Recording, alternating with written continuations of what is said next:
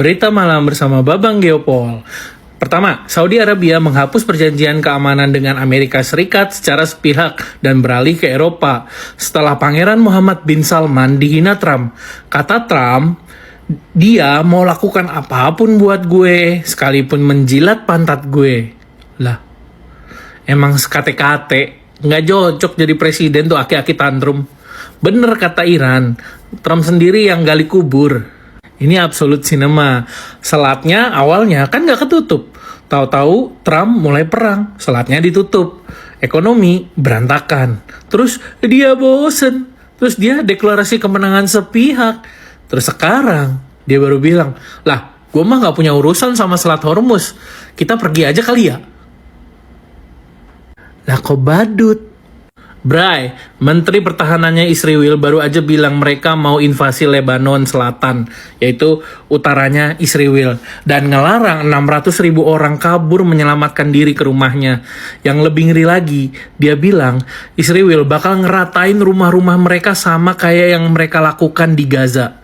Ini sih beneran penjajahan terang-terangan sama maling tanah, dan parahnya semua dimodalin sama Mama Rika. Banyak yang ngira Babang Bewok ini cuman menang pamor doang, famous doang. Tahu nggak, juru bicara IRGC, nih garda militernya Iran, Babang Kolonel Ibrahim Zulfikari, itu pria yang bener-bener pinter, gengs. Dia sarjana matematika, pinter. Dia magister matematika S2 tuh. Dan dia PhD, filosofis doktor filsuf. Buat record saja ya guys ya, yang bisa lolos dan selamat belajar filsuf, ada kemungkinannya cuma 2. Yang satu lagi selamat nih kayak Babang ini, berarti dia selamat dan dia pintar. Dan dia hafiz Al-Quran. Untuk negara-negara Timur Tengah, apalagi negara-negara Islam, hafiz Al-Quran itu juga merupakan prestasi di karirnya dia. Dan dia itu polyglot. Tahu nggak polyglot itu apa? Polyglot itu bisa berbicara lebih dari trilingual atau 3 bahasa. Dia bisa fasih berbicara bahasa Persia, Arab, bahasa Inggris, dan bahasa Ibrani. Gils, cerdas! Menlu Iran kan bilang, kita nggak ada nego-negoan sampai detik ini sama Amerika Serikat. Kita juga nggak nerima adanya gencatan senjata. Nah, pemimpin revolusinya, Ayatollah Sayyid Mojtaba Khamenei, baru aja kirim surat ke Sekjen Hizbullah, Sheikh Naim Qassem. Intinya, dia janji kalau Republik Islam bakal terus backup perlawanan buat ngelawan Amerika dan Zionis. Jangan ketipu sama omongan Zionis yang bilang situasi udah adem. Laporan di lapangan nunjukin kalau tensi malah makin panas, gengs. Iran terus gaspol lawan Mamarika dan Israel sambil tetap nyokong pasukan sekutu mereka di Lebanon sama Irak.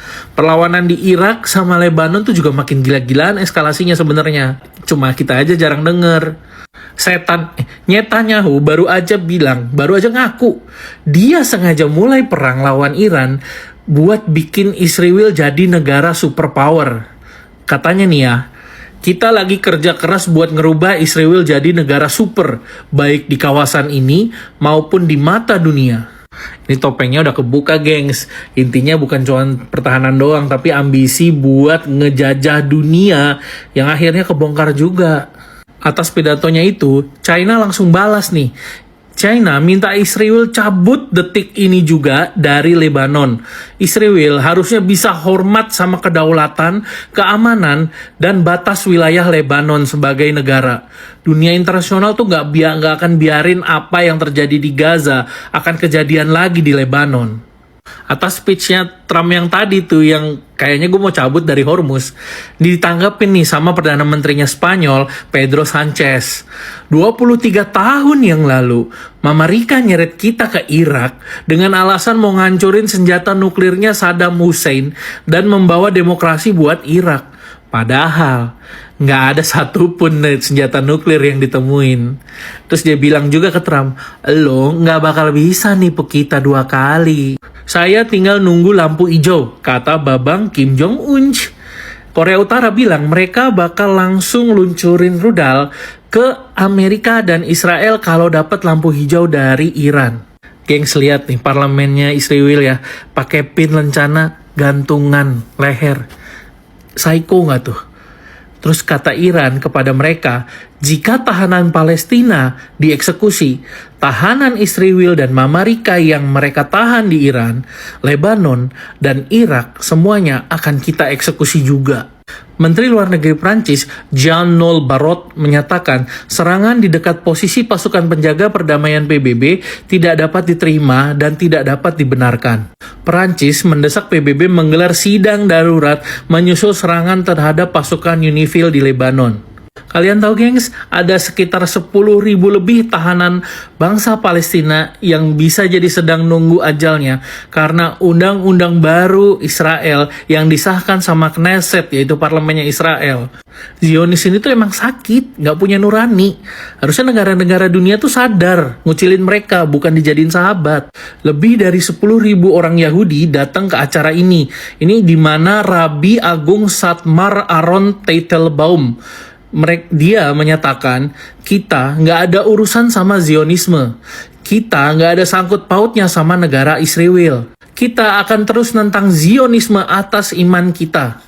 Sekedar pengingat ya guys ya, kalau Yudaisme atau ya agama Yahudi, itu ada terbagi dua. Yang satu agama Yahudi Yudaisme atau yang suka dibilang Yahudi Ortodok, yang bisa hidup tentram berdampingan dengan Palestina.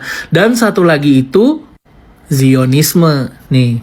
Berhubung isu perang ranjau laut lagi panas-panasnya, TNI AL kita bersama dengan Angkatan Laut Singapura baru aja kelar latihan bareng berburu ranjau tahunan mereka di sekitar Selat Singapura. Kapal penyapu ranjau yang dikerahin, satu unit kelas Pulau Fanny Frankenthal, satu unit kelas Condor, itu punya Indonesia, dan punya Singapura, 2 unit kelas Bedok. Pasukan elit Czechnya, pasukan elitnya Putin yang jago banget bergerilya, baru aja ngumumin kalau mereka udah siap lahir batin buat ngeluncur tempur bareng Iran. Kalau sampai Amerika nekat terus-terusan invasi darat ke Iran. Kenalin, ini Babang Ramzan Kadyrov, pemimpin pasukan Czechnya yang sudah kenyang sama perang gerilya paling bahaya di dunia. Dia bilang, kita paham banget apa itu perang dan apa itu jihad. Iran lagi berjuang sendirian ngelawan kekuatan jahat. Perang ini sebenarnya nyerang Islam dan kemanusiaan. Makanya udah jadi kewajiban kita buat tempur bahu-membahu bareng Iran. Kalau sampai Amerika nekat tetap nurunin pasukannya di Iran.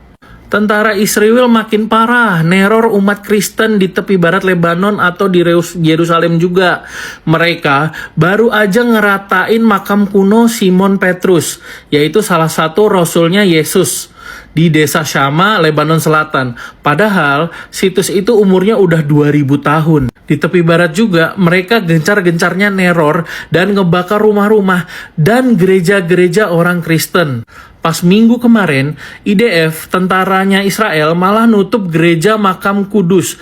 Mereka ngelarang umat Kristen datang ke tempat paling suci di agamanya mereka, justru di hari yang penting.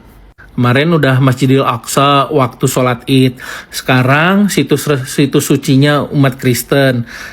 Ini Israel nyari musuh ke semuanya apa gimana sih? Gimana kita diem aja ya guys ya? Kenapa sih masih ada aja yang dukung rezim Zionis? Yang ternyata nggak cuma benci Arab sama Muslim, tapi jelas-jelas benci sama umat Kristiani juga. Israel juga baru aja ngebom stasiun CIA, intelijennya Amerika di Riyadh, Arab Saudi.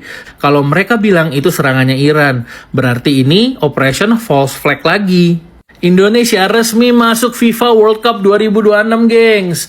FIFA mengirimkan surat resmi kepada PSSI hari ini mengkonfirmasi timnas Indonesia akan mengambil tempat Iran di grup G bareng Belgia, Mesir, dan Selandia Baru. Keputusan ini resmi diambil setelah Iran secara resmi mundur dalam turnamen FIFA. Laga pertama Indonesia di grup G dijadwalkan tanggal 15 Juni 2026 di SoFi Stadium Los Angeles ngelawan Belgia. Ayo dukung Belgia apa dukung timnas? Gelombang ke-88 rudal balistik Iran baru aja meluncur. Orang-orang Iran itu menulis pesan di badan rudal-rudalnya yang dikirim sampai ke kloter ke-88. Didedikasikan buat Yesus Kristus, dedikasikan buat anak-anak di Gaza, dedikasikan buat para korban Epstein didedikasikan demi rakyat Palestina. Mereka nge-tribute semua warga-warga, semua yang pernah ditindas oleh Mama Rika. Mereka menuliskan itu di rudal-rudalnya. Salut buat Iran, beneran secara moral mereka jauh lebih berkelas. Menteri Tenaga Kerja Yasir Ali resmi umumkan WFH bagi sektor swasta, BUMN, dan BUMD. Tapi hak pekerja tetap utuh. Presiden Burkina Faso Ibrahim Traore ngasih pesan pedes nih. Imperialis Barat tuh sebenarnya nggak punya moral yang jelas. Hari ini lu bisa dicap teroris di mata mereka, tapi besok tahu-tahu lu bisa aja dipuja jadi pahlawan, main puter-puter propaganda. Udah saatnya kita lepas dari penjajahan mental imperialis Barat. Keren.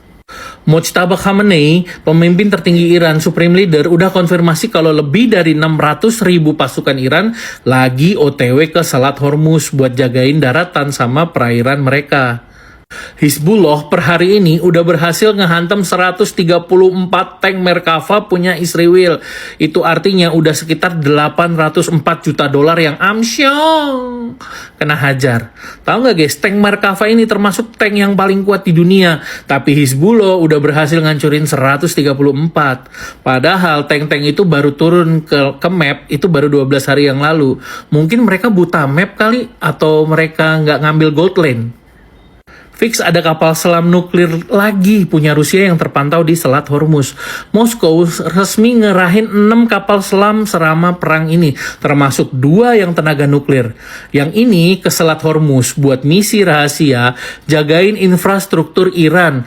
Tugas utama mereka buat ngehadang Mama Rika dan Israel biar nggak asal masuk ke selat atau deket-deket ke Iran. Pengerahan pasukan ini tuh benar-benar jadi sinyal politik keras buat dunia barat. Intinya kalau sampai ada serangan gede-gedean ke Iran, gua nggak bakal diem aja, kata Babang Putin. Babang Putin juga bilang, Iran itu udah nurut semua aturan dalam kesepakatan nuklir, tapi tiba-tiba Donald Trump malah keluar sepihak dari perjanjian nuklir. Yang lebih aneh lagi tuh negara-negara Eropa tuh tetap minta Iran buat tetap patuh. Lah, kesepakatannya kan udah dibatalin duluan sepihak sama Mama Rika. Ya Putin ngomong belak-belakan. Terus Iran kudu ngapain? Gue mau bahas terakhir tentang kapal Indonesia yang masih ada di sana. Kapal punya Pertamina, Gamus Noro, dan kapal satu lagi Pertamina Pride. Kapal-kapal itu baru dibangun tahun 2021 yang termasuk tergolong kapal baru. Dan di dalam dunia pelayaran tanker atau perminyakan sudah wajar dan sudah lumrah kalau menyewakan. Apalagi kapal milik Pertamina itu adalah kapal asetnya punya Pertamina. Pertamina adalah badan usaha milik negara yang berarti kewajiban untuk menghasilkan keuntungan buat negara, makanya kapalnya disewain.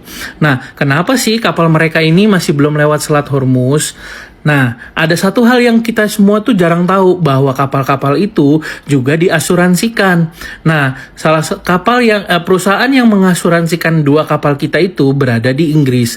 Dan ketika adanya perang, asuransi kapal tersebut tidak berlaku apabila kapal tersebut secara sengaja memasuki perairan atau wilayah perang. Sementara Selat Hormuz adalah zona aktif perang. Berarti kalau kapal Pertamina dengan sengaja jalan langsung masuk ke Selat Hormuz, berarti secara sadar masuk ke zona aktif perang. Dan berarti asuransi kapalnya itu tidak berlaku. Nah, kan nggak mau kan kalau kita semua nggak mau sebagai pemilik kapal, nggak akan mau kalau kapalnya itu nggak punya asuransi. Ya kalau kena peluru nyasar, rudal nyasar, ya amsyong. Nah makanya salah satu alasannya juga adalah kapalnya belum bisa lewat Selat Hormuz, karena Selat Hormuz masih zona aktif perang. Awas banget gila udah baca berita.